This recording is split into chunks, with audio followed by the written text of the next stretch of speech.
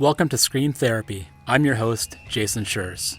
In October of 2018, I found myself in the hospital, sitting across from a psychiatrist who was telling me I had bipolar. I was sent home with a bunch of medication and laid on the couch for a week. I had my iTunes library on shuffle, trying to shake the hornet's nest from my head.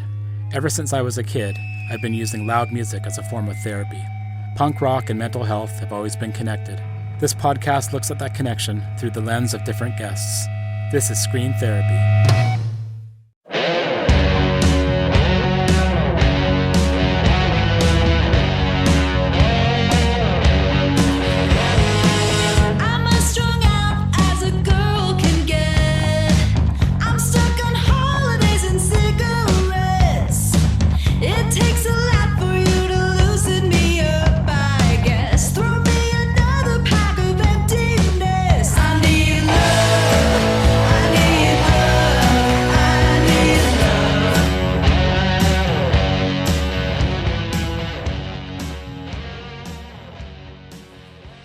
Being in a toxic relationship can have mental health consequences, such as chronic anxiety, self-doubt, and depression.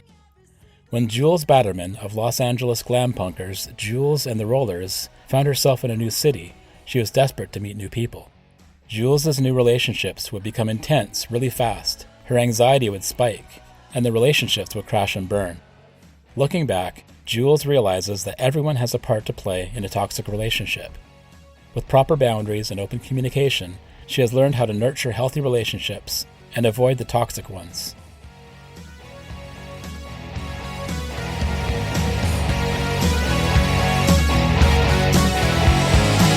You say you left me just to pass the time. Now we're the idiots just speaking in rhyme. I need love. I need love. I need love. I need love. I need love. I need love. Laying me out with all your praises, leading me out to the wrong places, getting me off to find yourself. I'm Jules Batterman. I am the frontwoman of Jules and the Rollerz.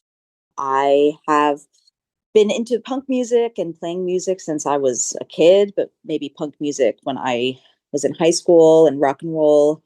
And I have struggled with anxiety and depression my whole life. And a lot of that leads into relationships and the development of a lot of toxic relationships in my life. How do the toxic relationships begin? How do they form, and then where does it go from there? Do you find that there's a pattern? I'd say so. I mean, I grew up very not confrontational, which stems from things that are completely my fault. I don't want to say my fault, but like things that no one's perfect and everyone has to work through their own things. But I definitely was less confrontational.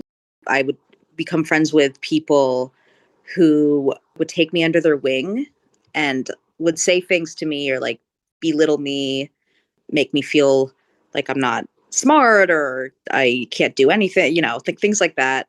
And I would just brush it off or laugh it off, and it would just bleed into things in the future. And like a lot of these people I'm still close friends with, and I've had my share of toxicity in our relationships, and we're adults now and we talk about these things, and there's all love and some of my best friends.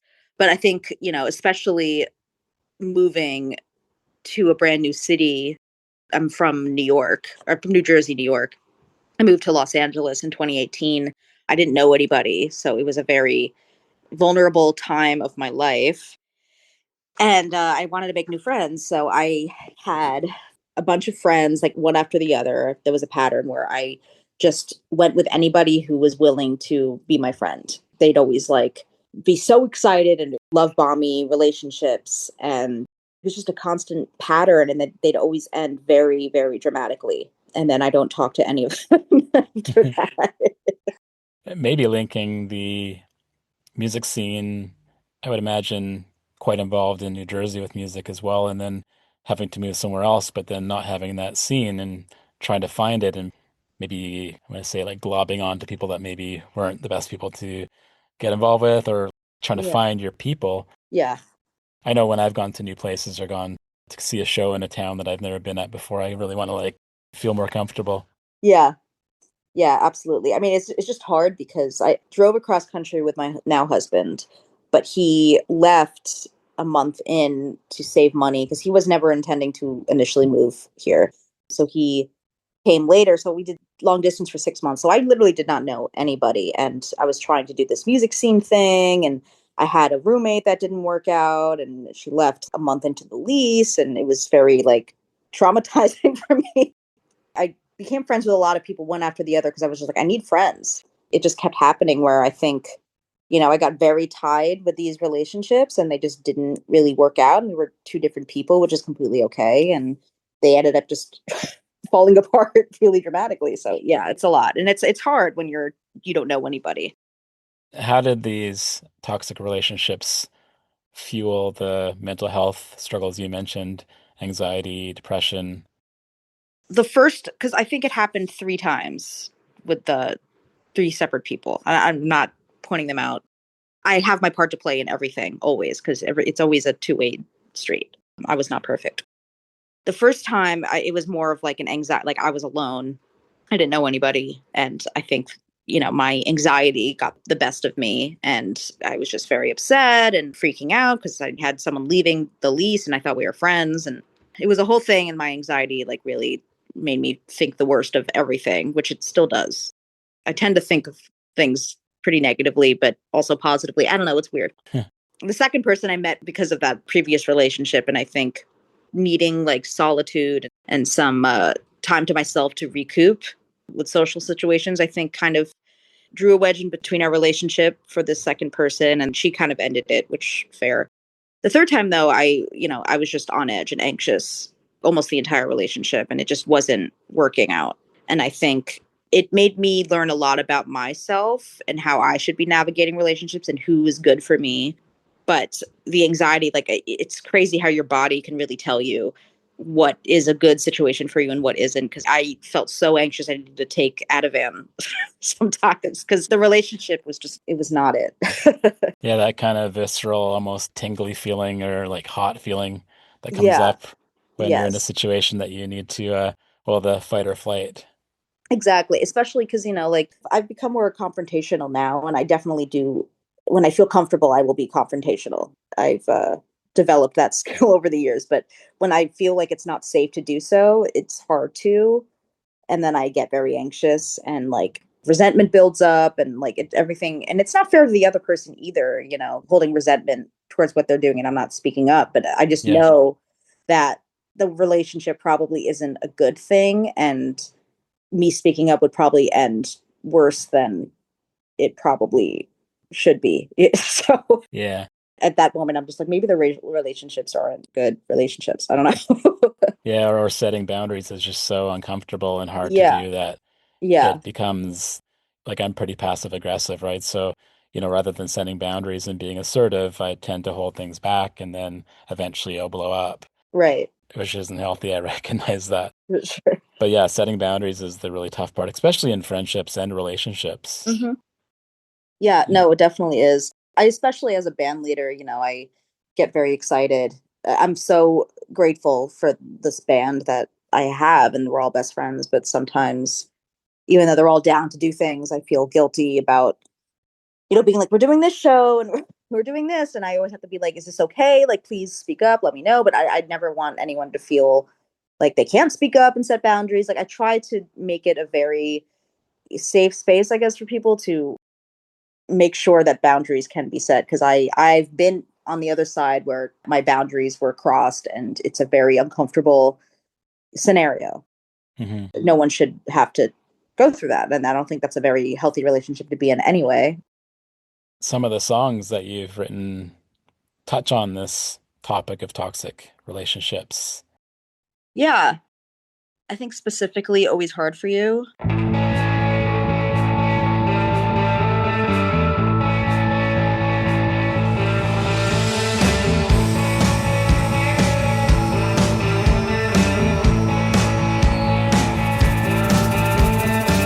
There's a price to pay for a quick embrace of an unfamiliar, familiar face with a combination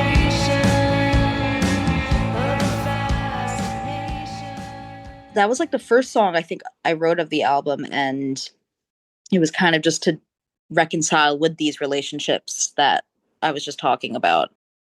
I had a lot of emotions, and like I get to belt in this song, and I let it all out. And I was constantly like crying and upset in these relationships. Even when I would speak up, I just felt like there was always a pushback in our relationships, and I was always being like treated like a little doll that they got to dress up, and like it was, I don't know.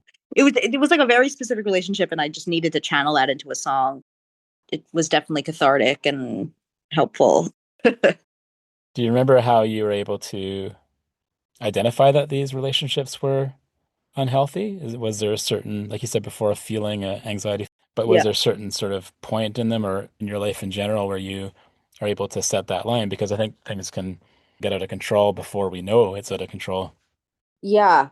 I think it was mostly just realizing, I think it's just something that developed over time. Like I just like little small things that they would say or do where I'm like, I don't know if I'd do that, but it doesn't matter. We're two different people. It's okay. Like I've had all different kinds of friends my whole life, and I have a lot of long-term friends that I love, but there were just moments where like things just didn't feel, I don't want to say reciprocated because that's not a good way to navigate friendships, but it just, things didn't always feel like we were on the same page.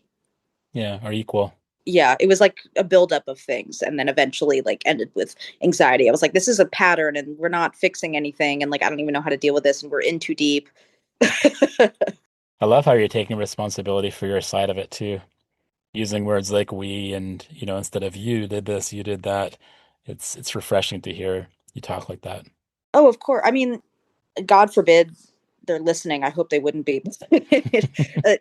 I never really got to have these discussions with them, and I don't speak to any of them anymore. But I would want them to know, if we were to actually sit down and go through a list, big amends of things that we all did, I think that would be very cathartic. You always have a part to play in all your relationships. It's never like you're the innocent one and everyone's out to get you. That's not how life works. And I was also in my early 20s when these relationships were starting. And I look back and I cringe at things that I did. And I'm like, oh my God, that was not okay. But then I think of the things that they did. And I'm like, that was not okay. And I can't believe I survived that. you know? And I think that's the problem with a lot of these relationships is it's like they ended because it was very like, you do these things, and I'm just, I'm going through a lot and you're doing these things, and that's not reality. So I try to take responsibility. Everyone's always going through it, and I think everyone deserves to hear their side. Well, you've had time to process all this too. Yes. A lot of time, especially as I like finally have entered relationships that I feel really great in. I actually got to be like, wait, so that relationship didn't work because of XYZ, and I see, how relationships are supposed to be in your adult life, and I'm married, so it's, relationships change, and I just had a lot of time to reflect on it as like I see what a healthy relationship could look like in a Mhm. new city. Let's circle back to when you were a youth and going to school and getting into music. What kind Mhm. of a person were you back then, and how did the music part come into your life? I think music helped me find a voice for myself. I remember when I went to sleepaway camp, for some reason, they put me together with people a year older.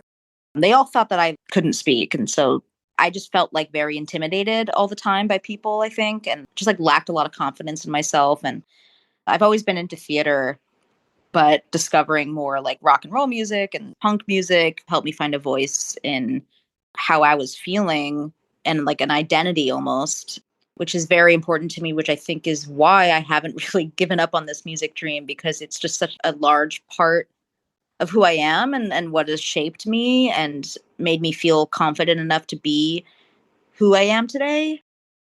But I think definitely I was one of those people in school that would just listen to music and be like, I'm too cool now for these. I'd be like, I'm listening to Led Zeppelin, and like they're listening to pop music or something. I just felt very like we're different. I don't know. I was an annoying teenager. Long story short, music helped me find a voice for sure that I didn't know I could have. What were some of the punk bands that really spoke to you when you were growing up? I guess like it depends on what you consider punk. I think I listened to a lot of classic rock growing up. I loved Led Zeppelin. I loved The Doors. In terms of punk, I guess like what would you consider punk? Well, that's a pretty broad kind of music, right? I think anything Yeah. that inspires you to rally against the conforms of society, Yeah. anything that feels like you're able to claim your individuality. Hmm. Because, classic rock is great. I grew up Yeah. on that as well, but it doesn't really provide Angst. to think outside the norm or to have Yeah. the angst or the that feeling that you're doing something kind of dangerous or risky or even revolutionary in some way. Yeah. No, absolutely. I think it wasn't really until college that I got more into punk music. I mean, I grew up around music all the time, a lot of jazz, a lot of the Doors and stuff. That's what it based off of, my Hmm. music expertise in high school and middle school. But it wasn't until college, I think, that like I got more into local music scenes and bands like that are more 90s or more punk, more grunge. Hmm. I was a fan of like a lot of local bands, and I remember discovering like Downtown Boys.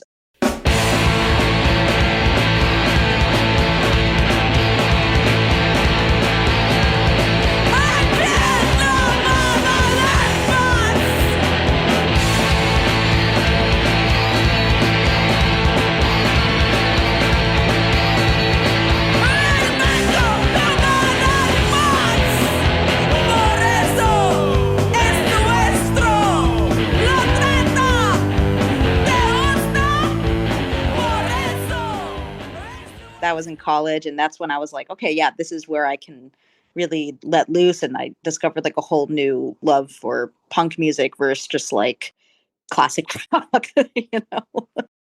Because obviously I've always loved Iggy Pop, and I don't even know if any of these are considered punk music, but like the Breeders, Kim Gordon, Yeah. Would you consider your own band punk in the way that it makes you feel and the way that you're able to express yourself? a little bit. It's weird because I love punk music, but we're definitely more like we lean towards more like theatrical, like glam, I guess, Hmm. which I guess is kind of a form of punk in its own way. Punk in terms of the attitude, absolutely. In terms of the music, maybe not as much. I went to college with a lot of punks specifically. That helped me discover a lot about my sexuality, my gender identity, and just like who I am, like being comfortable with who I am. And I think that was very helpful as, a young 20 something, like late teenager person. And I think it helped me lean into the music that I make today for sure. I think I was just around that culture completely in college specifically. Yeah, so it kind of rubbed off on you, Yeah, exactly. osmosis. Yes. You mentioned before about having some struggles with mental health. I Mhm. would imagine being in the band has helped you with strengthening your confidence and putting yourself out there more. We talked about setting boundaries. I mean, it's Yeah. a good way to kind of challenge those and make sure that they feel like they fit. Yeah, absolutely. I mean, when I first started doing this band, I would just be backed by like a bunch of dudes and I would kind of just like play the guitar and I wouldn't really put on a show. Having the right people around you helps you pump you up a little more. And I think it's helped with my mental health for sure. For example, this past weekend, we just had a release show and obviously released the album. And like I was on a high from that. And now I'm like entering like a slow post release depression. Not that intensely. We have a lot coming up. On top of like depression, which isn't the biggest thing that I deal with, I think anxiety like clouds my brain Hmm. very hardcore. I'm always like thinking about things too intensely and overthinking. And my bandmates have to be like, you need to calm down. You need to stop thinking that way. It's good to have people around you that help ground you in that way, especially when it's tied to music. And being in a band, there's such important relationships there, and it's important to nurture those relationships. Have there been times where you've had to face challenges with, your band now and even your relationships in your life? And when you have those challenges, how do you deal with them? Yeah. There's definitely been some things in the band that we've had to overcome because we're all our own people and we all have our own like mental health struggles, and just takes a lot of meeting people in the middle and open conversations. I'm very big on like lay it all out. Let's talk about this. I'm not letting this fester because it just makes me anxious. And I think everyone's on the same page about that. I think that's why we all work. It's because we all want to just like talk about things. And my former bassist, it was like a toxic relationship because we were in each other's bands. She had a band that I was in. She was in Mm. my band. And it just like, it turned into this like weird thing that, I don't think was healthy for either of us. I learned a lot from that experience where I'm like, I can't be in another person's band that if we're already in a band together. There was just like a lot of learning experiences. And I think from working with so many people, I was able to take that into the current band as it is today. If you were to identify a toxic relationship now that you've gone through this Mhm. in your past, how would you deal with it differently? I think I won't work with people now if I notice that we're not compatible. It's mostly people that I'd have to be in like very close quarters with, whether it's a roommate or a band or like my only friend. I think now, as I'm 31 and married, I think I just know like, listen, like we can be cordial, we can be friendly, but I'm not going to engage much further than just like a casual relationship. I'm not going to like go out with them all the time and have this like intense relationship if I don't think that it's going to be a good thing for me or for them either, because I know myself. In the past I used to just kind of just be stuck and like afraid of saying anything and speaking up, but now I think I'm a little more secure with that. I would either speak up, see how where that went. If it doesn't, then either I would just like kind of take a step back and just be like we could be casual, or I would just be like maybe, depending on how awful it is, I would actually be like we can't we can't continue this. But I don't think I'd ever get to that point. Yeah, so quality over quantity. Yes, I'm very much quality over quantity these days. I don't need like, I do have a lot of friends, but they're all from different parts of my life. Growing up in elementary school and then college and then here. So it's, yeah, You like it there, I love it. LA? It's kind of home for me now. Yeah. Yeah, And like all the way across the country from New Jersey. it is. I was thinking about this last night actually, because I am really far from the people that I grew up with and, of course, my family. And it's kind of difficult, especially with mental health. It's hard to be away from my mom and a lot of my family members. Like, I just chronically overthink. So I'm like, what's happening? And are people forgetting about me? And so I think being so far away, even still, it affects my mental health, but it's a choice that I made to be out here, and I established a life out here, and I try not to get too much in my head about it, or else I start to panic a little bit. And music's been such a constant in your life. Yes, I think if I didn't have music and I didn't have my husband, there'd be no reason for me to still be out here. Not that I don't love LA, but it's hard when you don't really have that full support system. And my support system obviously is my husband and is my band and the music scene. So I don't know what else I would really do. What does a healthy relationship look like to you? Setting boundaries, being supportive, understanding you need to take a step back, that life happens, being honest and open and feeling comfortable to have tough conversations. I think a lot of relationships I've been in, the tough conversations were too much, or I was just like in the receiving end of the tough conversation where like I couldn't get a word in. It's like they were right, and that's all that mattered. And if everyone gets to be heard, like, how do you feel about this situation? Or, hey, I was feeling this way and I just wanted to bring it to your attention. I respect that a lot. And I think those are the relationships that make me feel safe and seen and heard. And always practicing and trying to get better at it and then slipping up and moving back and moving forward and it's a fluid thing. It's not like you get it perfect and then you're just like on it all the time.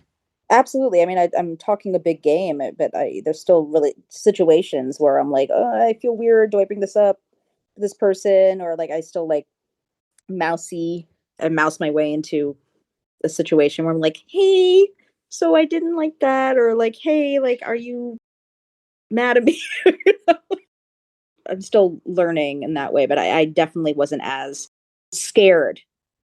I was definitely more scared in the past than I am now about confrontation and doing things that I want to do. And, I'm very much like, I don't want to do that. And they're like, okay, makes sense.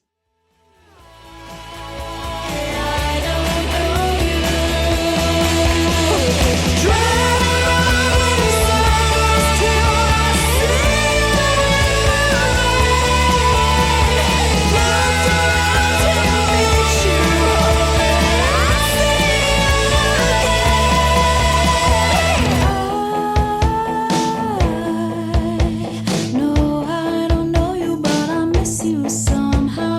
I don't know you.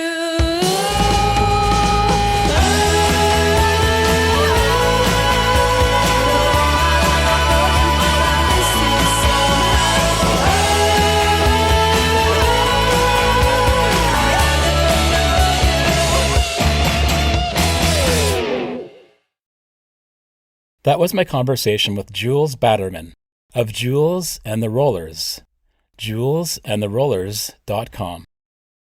For more episodes of Screen Therapy, go to screentherapyhq.com or wherever you listen to podcasts. Doing this podcast and talking to folks about punk rock and mental health has been a crucial part of my own mental stability, and it means so much to me that you're out there listening. Screen Therapy is created in the Cathet region of coastal British Columbia, Canada, on the traditional territory of the Tla'amin Nation. Contact me at screentherapyhq.com or email me at screentherapypodcast@gmail.com. I'd love to hear from you. Let's talk about punk rock and mental health. Until next time, take care and be well. Could lose you.